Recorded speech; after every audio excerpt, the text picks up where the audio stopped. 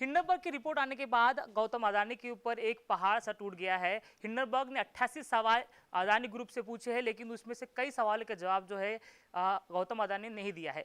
उसके बाद जो है संसद में इसके ऊपर चर्चा चली, तमाम नुक्कड़ों पे इस पर चर्चा चली है, लेकिन अब ये जो है केस बाकायदा हाईकोर्ट में गया, लेकिन हाईकोर्ट ने फिलहाल उसकी याचिका खारिज कर दी है। हमारे साथ एडवोकेट संतोष चौहान जी है, जिन्होंने ये मांग की थी हाईकोर्ट से कि गौतम अडानी का पासपोर्ट जो है वो जब्त किया जाए।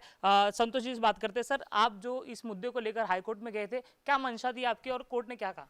मेरी मंशा तो ये थी कि कम से कम वो देश छोड़ के ना जाए, और देश छोड़ के अगर गया तो 2,20,000 करोड़ जो उन्होंने लोन लिया है वो हमें कभी वापस नहीं आएगा, जिसका जो भुगतान है हमारी देश की जनता को होगा। इसीलिए मैं कोर्ट में गया, लेकिन कोर्ट बोलता है कि आपने स्टेट को रिप्रेजेंट नहीं किया। सर, मेरे पास में समय ही नहीं है स्टेट को रिप्रेजेंट करने के लिए।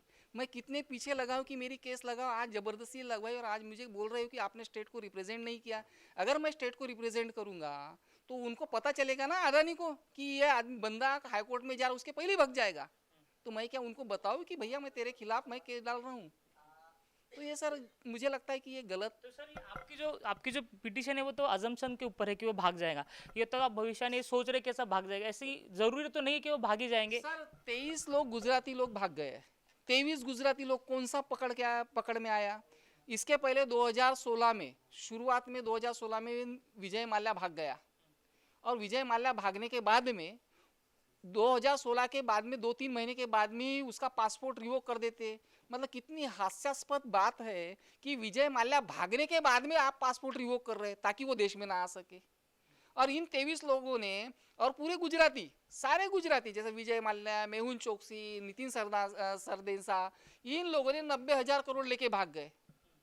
अडानी तो पहले ही हिंडनबर्ग के 88 क्वेश्चन में उसने बोला है कि इसका शेयर का वैल्यू 15% है, जो उसने 100% बता के लोगों से लोन ले लिया।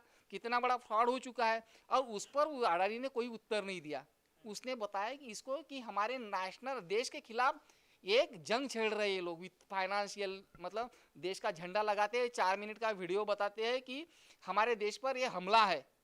भैया, जो वो पुराने ज़माने में जो डकैत थे, जो बोलते थे जय भवानी और सर काट देते थे, मतलब तुम क्या देश के सोवर्जिनिटी के आड़ में अपनी चोरी नहीं छुपा सकते। हमारा उद्देश्य यही था कि वो देश छोड़ के ना भागे। तो देश को बदनाम करने की कोशिश, ऐसा उन्होंने कहा है अपने वीडियो में, तो कि देश का आड़ लेकर जो है वो अपनी जो चीज़ छुपाने की कोशिश कर रहा है, आपका ये कहना है? हाईकोर्ट ने ये कहा है कि ये चीज़ जो है अप्लीकेबल नहीं है, इसलिए उन्हें रिजेक्ट किया है। अब आपका अगला कदम क्या होगा? सर, मेरा तो अगला कदम ऐसा है कि उनका हाईकोर्ट का जो कहना है कि आपने स्टेट को रिप्रेजेंट नहीं किया, मैं चाहता हूँ कि मैं आज ही सभी को मेल डाल देता हूँ, उनके जो भी मेल है फाइनेंस मिनिस्ट्री के, पासपोर्ट अथॉरिटी के, और फिर मैं 2 दिन के बाद में फिर जाता कि सर मैंने स्टेट को रिप्रेजेंट किया। अगर मुझे कोई फाइनेंस में हेल्प करता है तो मैं सुप्रीम कोर्ट में भी जा सकता हूँ। मुझे तो करना है। मुझे तो ऐसा लगता है कि मेरे देश का 2,20,000 करोड़ वापस ना, क्योंकि मैं भी एक LIC का कंज्यूमर हूँ। मेरे पास में LIC की पॉलिसी है। अगर मेरे पास में 2025 में मेरी पॉलिसी 25 साल के बाद में भरने वाली है, और मेरे को उसके अंदर 1 लाख की पॉलिसी निकाल जो 2.5 लाख रुपए मिलने वाले हैं, आज 74,000 करोड़ लेकर भाग गया तो मुझे तो बोलेगा कि भैया ये ले 50,000 रुपये, मेरे पास में इतना ही पैसा है, तो मेरा तो नुकसान हो गया। तो ये मेरे दिमाग में डर है, मेरे दिमाग में नहीं, देश के सारी जनता जो शेयर होल्डर है, LIC कंज्यूमर है, भारतीय स्टेट बैंक के जो भी कंज्यूमर है, उनके दिमाग में यही डर है कि आज 80 रुपये ले रहे हो आप ATM का मेंटेनेंस का, कल 150 रुपये लोगे, क्योंकि उनका जो NPA है वो NPA उनका कम होता है, उनका लोन माफ किया वो NPA में डाल दिए जाते हैं, लेकिन मेरे से तो पैसा वसूल होता है ना, बैंक इसको छोड़ती है। सर, अगर गौतम अडानी नहीं भागे, या फिर सुप्रीम कोर्ट ने आपकी याचिका, हाई कोर्ट ने याचिका आपके एक्सेप्ट कर ली और उनका पासपोर्ट जब्त कर दिया, अगर उनके पास वो पैसा हुआ ही नहीं, को जो बता फिर कहा जा रहा है कि उसके शेयर डाउन हो जाएंगे और उनके काफी नुकसान हो जाएगा, तो भी वो यही नुकसान जो है सामान्य जनता को भुगतना पड़ेगा? सर, उसकी जो कुछ असेट्स है, जैसा मुझे पता है कि उसकी 15, देखो हमारा उसका जो पूरा 22.5 लाख करोड़ का उसका वाला ये था, मतलब असेट था, उसका कहना है हम उसका 15% ही पकड़ के चलते हैं। 22.5 लाख का 15% जो होगा है करीबन 30 लाख रुपए, है ना, 30 लाख करोड़, नहीं 30,000 करोड़, 30,000 नहीं, करीबन 3.5 लाख करोड़, 3.5 लाख करोड़ है ना।